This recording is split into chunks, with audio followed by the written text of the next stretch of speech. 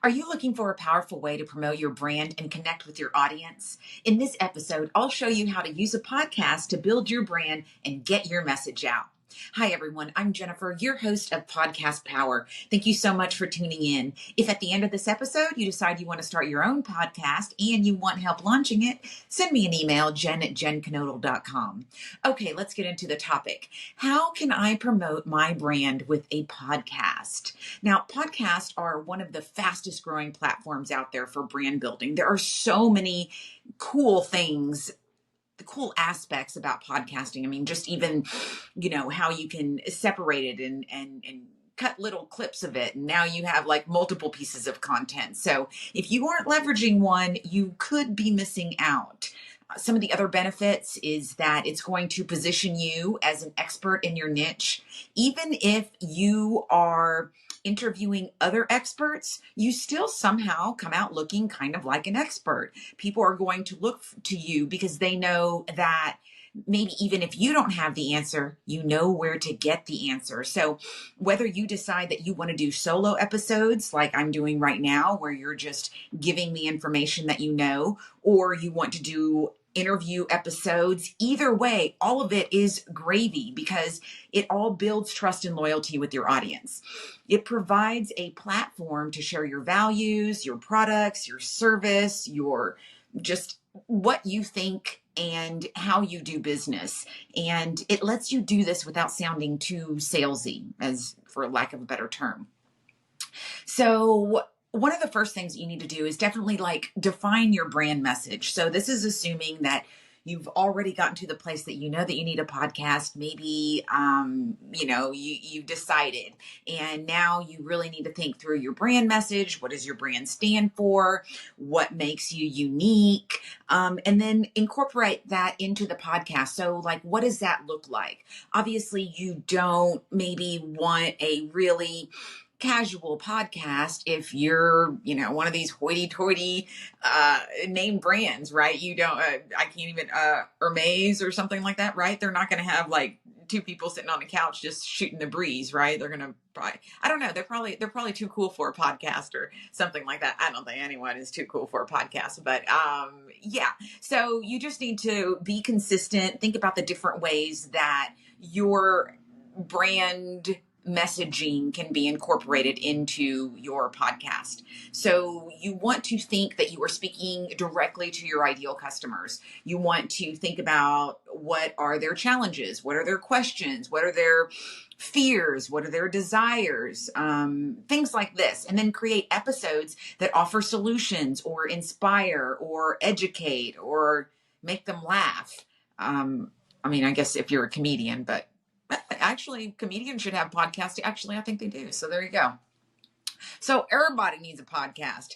So, you want to remember that podcast just gives you a consistent opportunity to leverage a call to action. You probably noticed in the beginning of this podcast, I told you if you need help, and then I gave you a CTA, a call to action. It said, send me an email. And I'm going to say that again at the end of this episode. So you'll hear it again. But that's what I'm saying. It creates a opportunity for you to share a message, share a call to action, but also you have given a lot of value. So once again, it's not salesy, right? It's, hey, I'm helping you. I'm giving you the information. You could do this on your own, but if you want help, then come to me. And I think a lot of business owners out there that might be watching this are thinking the same thing, right? There's some things that you could do yourself.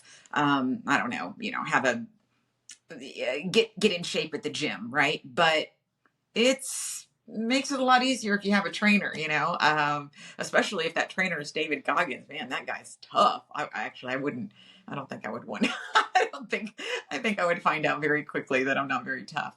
So, Yeah, just going back to giving them some value. You can, tell them that you're inviting them to a party. They can download a freebie. They can get some free resources. I have some free resources on my website. So you just have this opportunity again in the course of the conversation that you're having that just makes everything really authentic and natural. A great place to mention where to find more information. And again, we talked a little bit about inviting guests and collaborating.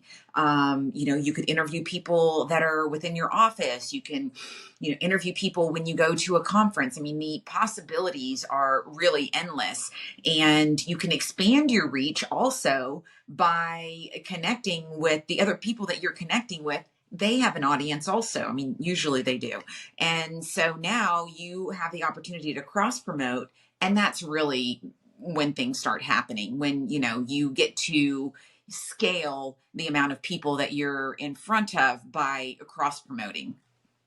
So, um, so you're getting guests from other people, and you are, you promote your podcast everywhere. You're sharing your episodes on social media, your email list, and just, I'm able to make a bunch of clips from my podcast. And a lot of times I share those on social media, and it's like, hey, here's a quick tip.